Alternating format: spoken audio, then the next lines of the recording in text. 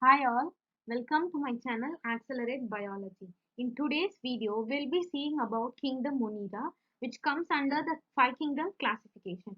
I hope you all have watched my previous lecture on the introductory part of the biological classification. If not, I'll give you the link in the description box, so check it. Now let's move on to a topic. So Kingdom Monera includes the most ancient, the smallest, the simplest, and the most abundant microorganism. So these organisms are the most primitive one. So they were the first inhabitants of the earth and they still continue to flourish. Bacteria are the sole members of this kingdom. They occur almost everywhere.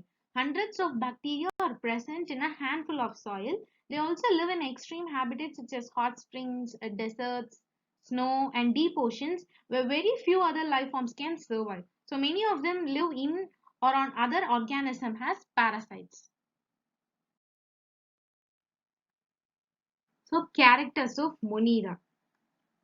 They are unicellular, colonial, or filamentous prokaryotic organism. So prokaryotic organism means a unicellular organism which lacks a membrane-bound nucleus. So this is called as prokaryotic organism. So these Monera are prokaryotic organism without nuclear membrane, nucleolus, chromatin, and histone protein. So next point will be nucleoid or incipient nucleus is composed of naked DNA, RNA, and non-histone proteins. The DNA is circular and double-stranded. So the DNA in the Monera is circular and double-stranded. The cell wall is made up of peptidoglycan, that is amino acids plus sugars is peptidoglycan. So except in archaebacteria and mycoplasma. We'll study archaebacteria and mycoplasma in brief in the upcoming videos. So the next point will be membrane bound cell organelles are absent. So Monera do not possess any membrane bound organelles. Ribosomes are of 70S type. So the S in 70S stands for the Swedberg unit or the sedimentation coefficient. So some of the bacteria are autotrophic but vast majority of the bacteria are heterotrophic. So mesosomes are found associated with the plasma membrane. So mesosome means a respiratory enzyme. So the respiratory enzymes in Monera are also called as mesosomes. So these mesosomes are found to be associated with the plasma membrane. Then next point will be about reproduction. So the reproduction in Monera is asexual type. Bacteria show both autotrophic and heterotrophic nutrition. Autotrophic nutrition involves the synthesis of organic material from inorganic substances with the help of a light energy. So it is called as photosynthetic autotrophs. So the nutrition which involves the synthesis of organic material from inorganic substances with the help of a light energy is called as photosynthetic autotrophs, or with the use of chemical energy it is called as chemosynthetic autotrophs. So majority of them show heterotrophic nutrition which involves the obtaining of ready-made organic nutrients from outside sources. So it is of three types: saprophytic or saprotropic, symbiotic, and parasitic. So this is what is about the characters of Monera. On the basis of their shape, bacteria are grouped into four categories: the spherical coccus, the rod-shaped bacilli, the comma-shaped vibrio, and the spiral-shaped spirilla. Now let's move on to the bacterial life processes. So discussion of bacterial life processes revolves around the study of prominent metabolic activities like respiration and nutrition. First we'll see about the respiration. On the basis on the mode of respiration, the bacteria are divided into two main groups, aerobes and anaerobes. So each group is further subdivided into two main categories, strict or obligate and facultative.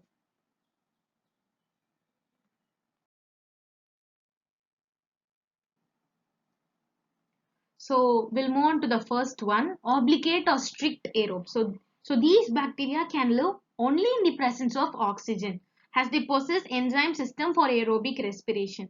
So in the absence of oxygen, they cannot respire and thus they die. So they have enzyme system for aerobic respiration only and not for anaerobic respiration.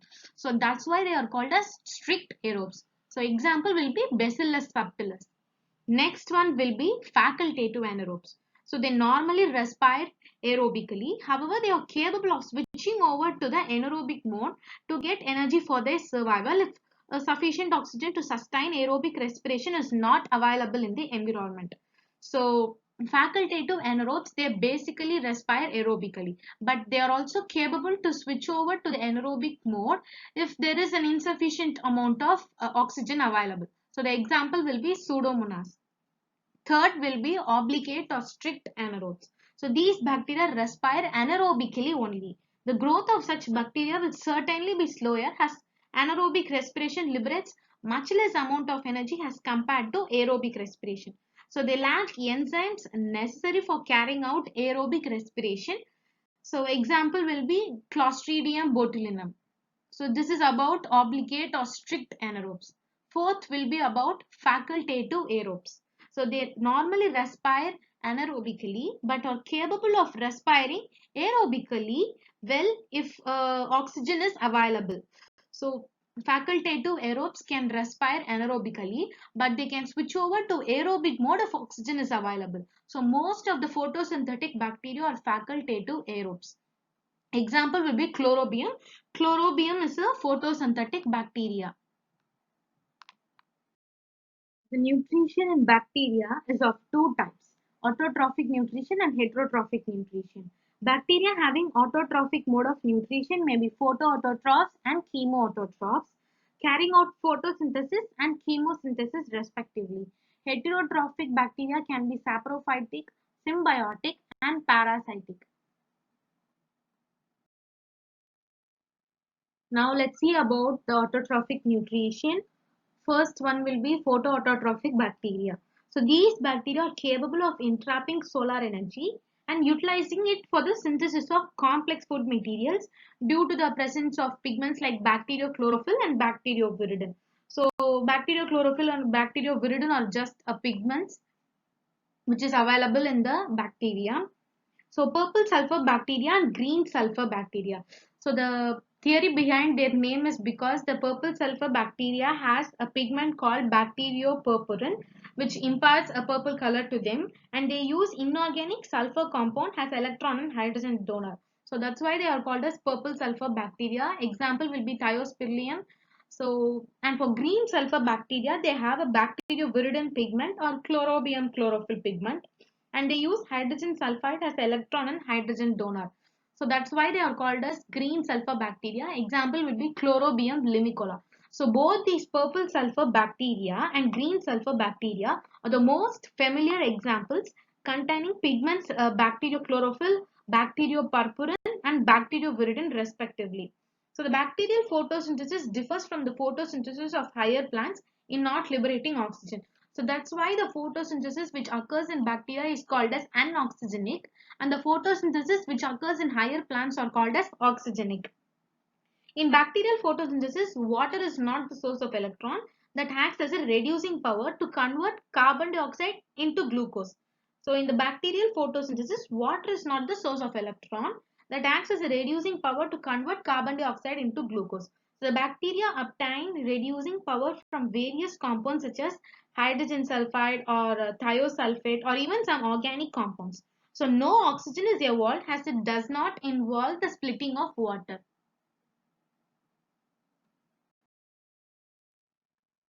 Chemosynthetic autotrophic bacteria. So bacteria belonging to this category obtain energy for the synthesis of food by oxidizing certain inorganic substances like ammonia, nitrates, nitrites, ferrous ions, etc. So thus they do not utilize light as an energy source. So the chemical energy thus obtained is trapped in the ATP molecules. So this energy is then used in the carbon assimilation.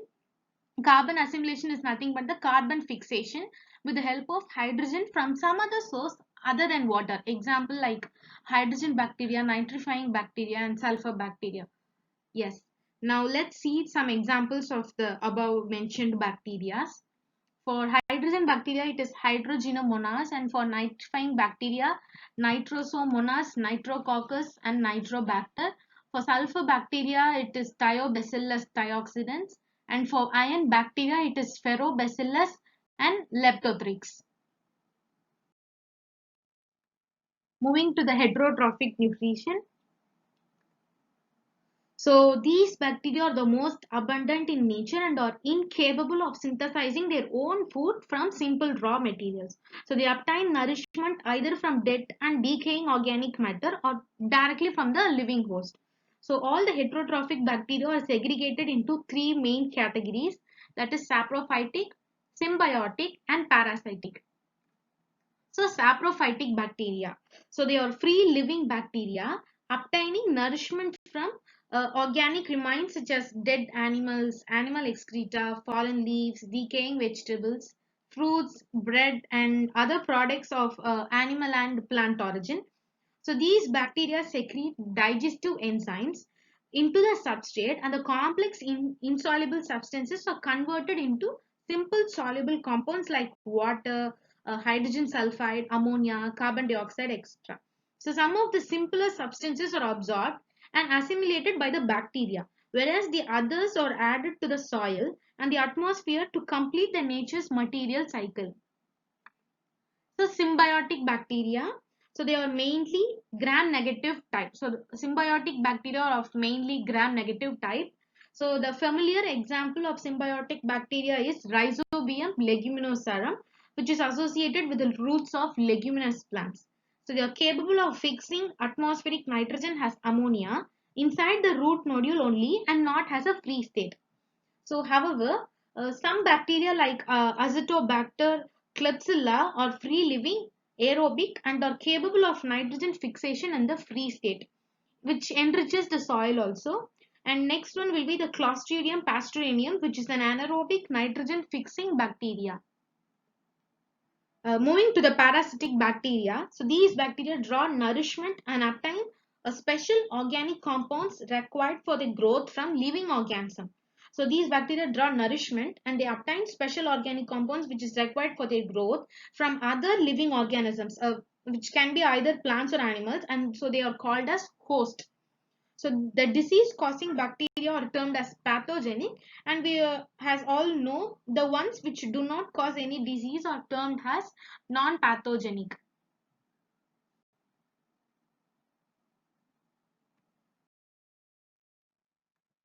Now let's move on to the reproduction part. Bacteria reproduce mainly by asexual method and also show sexual recombination. True sexual reproduction is absent. So we'll see sexual recombination in brief in the upcoming videos. Bacteria produce several types of asexual spores like sporangiospores, conidiaspores, and endospores.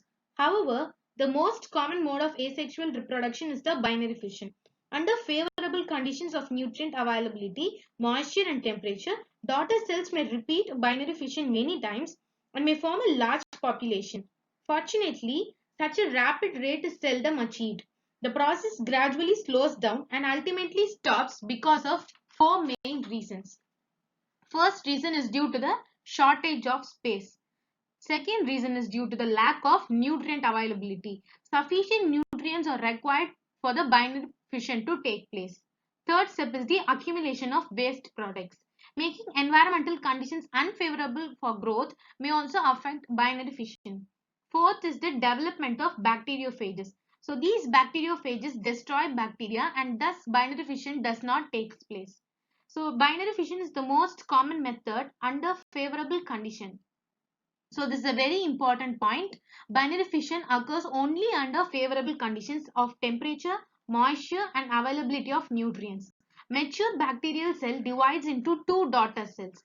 In this process, the cell division is amitotic type. Amitotic type of cell division means a type of cell division which does not involve the spindle formation. The binary division of bacterial cell involves three main steps. First step is the replication of DNA. The bacterial chromosome divides or replicates, resulting in the formation of two circular chromosomes. Since at one stage the replicating chromosome appears like a Greek letter theta, this mode of replication is also called as theta model. This mechanism of replication was suggested by Kane and also so it is known as Kane's theta model. Second step is the mesosome division and membrane formation. The parent chromosome is attached to the mesosome. The mesosome begins to divide because of the synthesis of membrane between the DNA mesosome attachment. As a result of the synthesis of cytoplasmic membrane between the mesosome, each mesosome is pushed to the middle of the daughter cell. Because of one chromosome is attached to each mesosome, the two daughter chromosomes get properly partitioned into two daughter cells. Third step is the cross-wall formation. So, a peripheral ring of plasma membrane invaginates and continues to grow until the two cells are separated. The cell wall materials are also deposited between the membranes, completing the division of the cell. So the two events, septum and the cross-wall formation, occur simultaneously. So that's all for today's video. If you like this video, give it a thumbs up and do subscribe to my YouTube channel and press the bell icon. So whenever I post a video, you get notified. Thanks for watching.